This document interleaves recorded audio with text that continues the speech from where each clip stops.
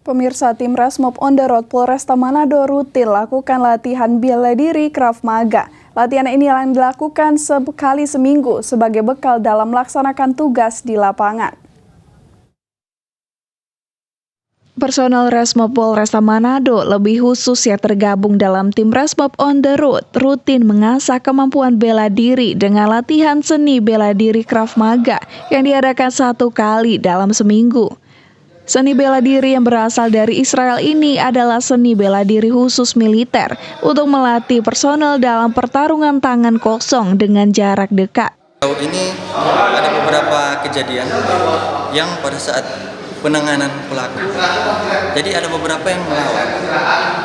Tapi karena dari pendidikan terus setelah bertugas itu ada peningkatan kemampuan seperti ini. Jadi anggota di lapangan khususnya Polresta Manado sudah terbiasa. Makanya setiap hari diasah, ini setiap Sabtu. Kegiatan ini Krav Maga setiap minggu kami lakukan secara rutin untuk menjadi bekal untuk pada saat kami melaksanakan tugas, sehingga pada saat ada para pelaku kejahatan yang melakukan perlawanan, kami sudah dibekali dengan kegiatan atau latihan Krav Maga untuk kuncian-kuncian dan teknik-teknik bantingan.